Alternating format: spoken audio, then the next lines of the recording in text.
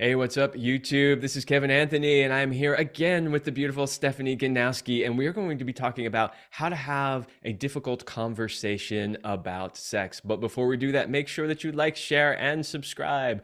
Doing so greatly helps the channel, and if you do that, you may see more of Steph on the channel in the future.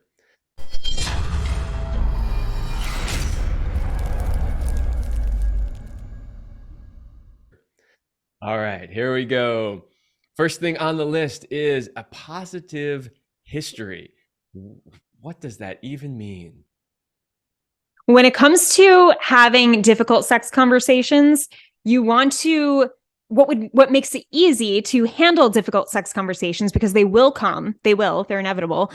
You want to make sure that outside of that, you're having conversations about your sex life that are about positive things that are going well. So if you can get in a habit of always talking about your sex life with your partner in little ways that show positivity, encouragement, enjoyment, flirtation, in the smallest ways. And I tell my clients, like, 10-second conversations are better than nothing. So even just to say, hey, remember when we did that the other night? I was thinking about today at work. It got me super hard. Like something like that to show like you're enjoying the sex life you're having. With enough of those types of conversations, when it comes to a difficult conversation to have, it's much, much easier because you're used to talking about your sex life, and there's actually more positive conversations than there are negative. So those negative ones will just be that much more easy to tackle together.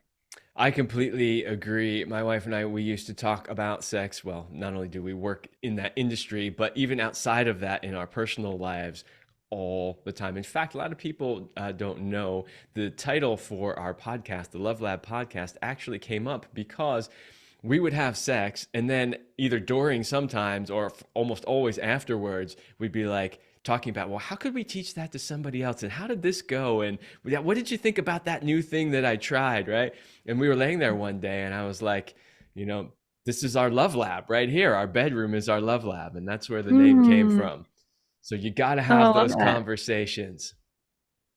All right, next on the 100%. list, create a safe container where you can talk about anything. Very similar to what I was just talking about, but if you can't talk about the easy stuff, how are you going to talk about the hard stuff? That's part of it. And then the other part is you need to establish a container where you know that when the hard stuff does come up, your partner's not going to overreact. They're not going to immediately go into defense. They're not going to go into blame. They're not going to go into shutdown or whatever other coping mechanism they have to deal with the difficult stuff. What do you think about that, Steph? Totally. I mean, I think that um, to create a level of trust in your partner emotionally, so that they won't get upset when you say something that might hurt their feelings. That's going to happen. It's going to come up in conflict where your partner says something that might emotionally hurt you, but to be able to handle that and show your partner you can handle that and work through that together, it's really important, because otherwise she'll shut down and never share anything with you. So it's better for her to share things that potentially may hurt your feelings temporarily and you work through it together, than for her to shut down and never open up about anything again. Yeah, having that safe container is key, obviously, when you're dealing with something difficult, but it's really key no matter what. If you really want to have a healthy Yeah. relationship that has great communication, you got to establish that safe container. Okay, next on the list is feeling on the same team. Yeah, this is a really big one. And this is one of those things where I see way too many couples who operate as if they are on opposite teams and that they're somehow trying to find a way to, when you think about two teams, one wins and one loses, right? That's typically, a team against team dynamic. And I see a lot of people operating from that mode, but they're trying to like have maybe an exhibition game where nobody loses. The problem with that, though, is the way they should be looking at it is they're actually on the same team. They're not two teams trying to come to a consensus. They're the same team. Mm-hmm. Totally. And I think that it can show you're on the same team with your partner in the way that you speak. So often in difficult sex conversations, you may be speaking like, I feel like this, and you made me do this, and I hate the way you blah, blah, blah. And like, this really pissed me off, or blah, blah, blah. And it becomes either about you and everything's about you, or it becomes about blaming your partner and everything's about them doing something wrong. So in either case, you're going to be shut down.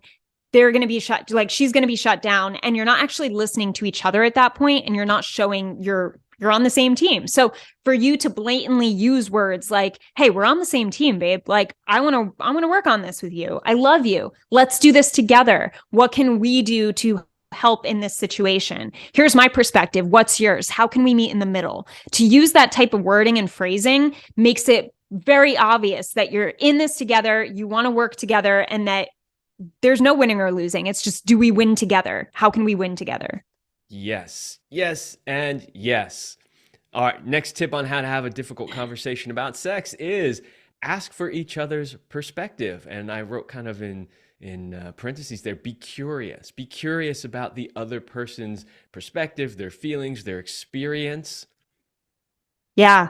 Perspective, to be able to, if you're curious about your partner, that's when you're going to learn from your partner. That's when you're going to get answers. And something I hear from a lot of my clients is there's a frustration around them never getting the answers from their woman. And I'm like, well, are you really showing curiosity, or are you going in blaming her, or are you going in assuming that she's thinking something and telling her your assumption? There's a big difference. So for you to go in being curious and trying to understand where her head is at is really important. It's the way that you're going to get answers and get what you need so you can move forward in getting the sex life that you want. So I always encourage my clients to share their own perspective and say, here are my thoughts. What are your thoughts? Immediately ask that same question back to your partner to show that you're actually curious and you want to listen.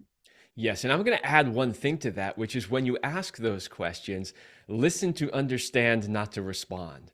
And too many people ask questions and they're just waiting for the other person to finish so that they can jump in immediately with their response. What you really want to do is listen to what they're actually saying in a way where you're trying to understand what they're saying, and not just waiting, are they done yet, so that I can say what I want to say, right?